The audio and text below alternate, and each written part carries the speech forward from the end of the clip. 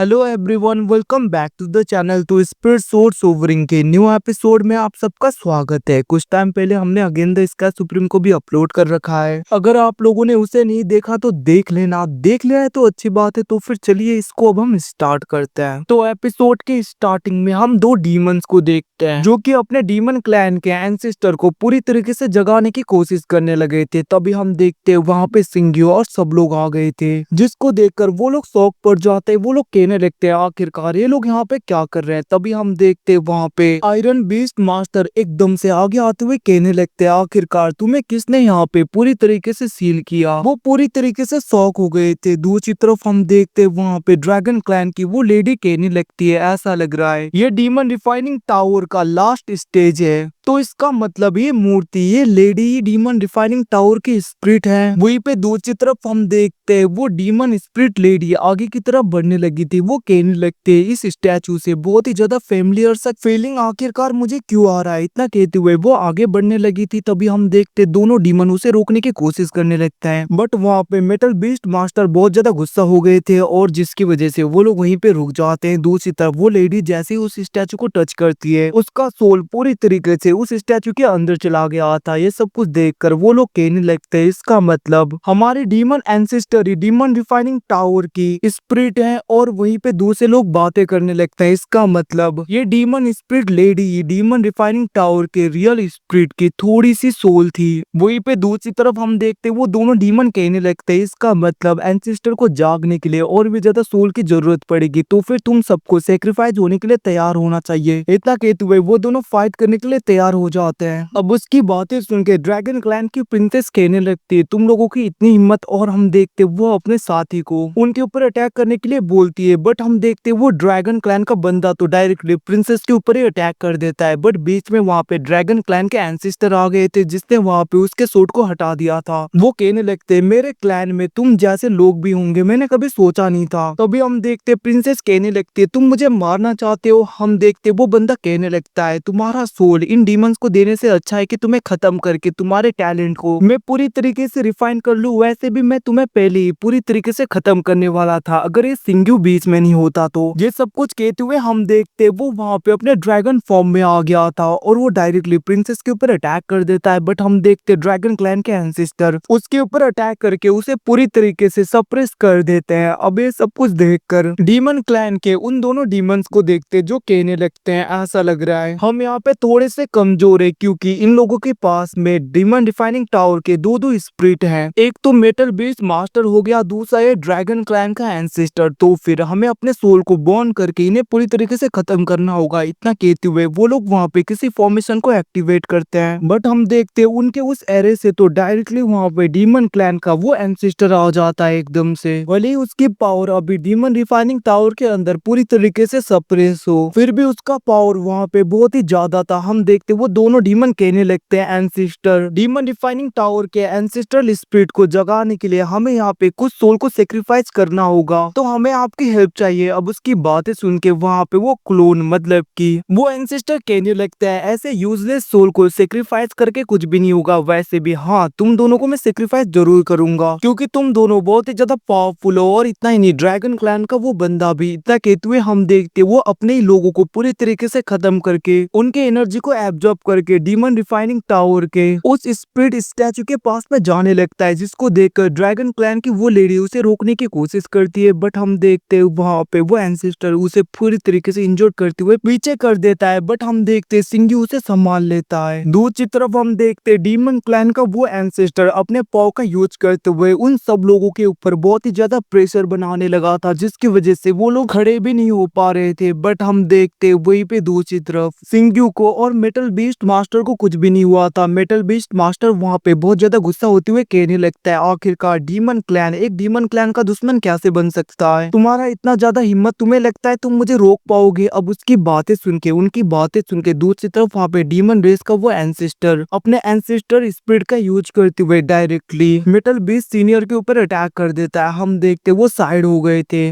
वहीं पे दूसरी तरफ सिंग्यू अकेला खड़ा था जिसकी तरफ देखते हुए वो एंसेस्टर कहने लगता है तुम्हें क्या लगता है तुम मुझे रोक पाओगे, तुम तो अकेले हो और वैसे भी ह्यूमन हो। उसकी ये सब कुछ बातें सुन के सिंजू कहने लगता है, इतनी जल्दी रिजल्ट क्या होगा तय करना अच्छी बात नहीं है, क्या पता कौन जीत जाए। अब उसकी ऐसी बातें सुन के हम देखते वो डीमन क्लैन का एंसेस्टर कहने लगता है, क्या तुम्हें ऐसा लगता है? और हम देखते वो पावरफुल पाम अटैक करता है, बट वहाँ पे सिंजू उसके अटैक को रोकता है। पर हम देखते वहाँ पे सिंजू भी इंजर्ड हो गया था, क्योंकि उसका अटैक बहुत ही ज्यादा था। दूसरी तरफ सिंजू को उस स्टैचू के अंदर से उसी डीमन लेडी की बातें सुनाई देने लगती है, मतलब कि उसका सोल वहाँ पे आवाजें कर रहा था, जहाँ पे वो कहने लगती है, मैं तुमको ढूंढ लूंगी। अब उसकी ऐसी बातें सुन के सिंजू को क्वीन हान की याद आने लगती है, जहाँ पे क्वीन हान ने कहा था कि मैं एंशियंट स्टार रोड को पार करके तुमसे मिलने के लिए आई हूँ। उसकी ऐसी बातें याद आने के बाद में सिंजू कहने लगता है, मैंने किसी को प्रॉमिस किया है कि मैं उसके डीमन एंसेस्टर को ढूंढने में हेल्प करूंगा, तो इतनी आसानी से तुम इसे कुछ नहीं कर पाओगे। इतना कहते हुए सिंजू उठ रहा था, बट हम देखते वो स्टैचू उल्टा सिंजू की स्पिरिचुअल एनर्जी को एब्जॉर्ब करने लगी थी। ये सब कुछ देखकर वो डीमन एंसेस्टर कहने लगता है, देखो तुम्हारे स्पिरिचुअल एनर्जी को ये स्टैचू पूरी तरीके से एब्जॉर्ब कर रहा है, तुम मर तो जाओगे बट इतना ज्यादा इंतजार मैं नहीं कर सकता, मैं तुम्हें खत्म करने वाला हूँ। उसकी बातें सुन के दूसरी तरफ वहाँ पे फेंगतियान कहने लगता है, बॉस। वहीं पे हम देखते एल्डर मो कहने लगते हैं, तुम इतनी आसानी से मर नहीं सकते बेवकूफ। और वहीं पे ड्रैगन क्लैन के वो एंसेस्टर कहने लगते हैं, मैंने अभी तक इसको अच्छी तरीके से देखा भी नहीं। और वहीं पे ड्रैगन क्लैन की वो लेडी भी कहने लगती है, क्या आज हम यहाँ पे मरेंगे? हम देखते डायरेक्टली वो एंसेस्टर अटैक कर देता है, बट सिंजू उसकी एनर्जी को एब्जॉर्ब कर लेता है और उसकी क्योस बॉडी, मतलब कि उसका धर्माकाया पूरी तरीके से बाहर आ गया था, जिसको देखकर वो एंसेस्टर कहने लगता है, ऐसा कैसे हो सकता है? क्योस एनर्जी से बना हुआ धर्माकाया तुम्हारे पास में कैसे आया? तो गाइज मैं बता दूं, जब यहाँ पे ये पूरा दुनिया बना था तभी से क्योस एनर्जी एग्जिस्ट करता है। तो इस एनर्जी से बने हुए धर्माकाया को देखकर ये एंसेस्टर शॉक है, बट वो कहने लगता है, भले ही तुम्हारे पास में क्योस स्पिरिट हो बट तुम्हारे पास में क्योस बॉडी नहीं, तुम इसके पूरे एनर्जी का यूज ही नहीं कर पाओगे। बट हम देखते सिंजू कहने लगता है, भले ही मेरे पास में क्योस बॉडी नहीं है बट मेरे पास में ये है। और हम देखते वो वहाँ पे सारे एलिमेंट के एनर्जी को निकालने लगता है, जिसको देखकर वो एंसेस्टर शॉक हो गया था। सिंजू उन सारे एलिमेंट के एनर्जी को पूरी तरीके से एब्जॉर्ब करता है और हम देखते उसका वहाँ पे ब्रेक थ्रू हो गया था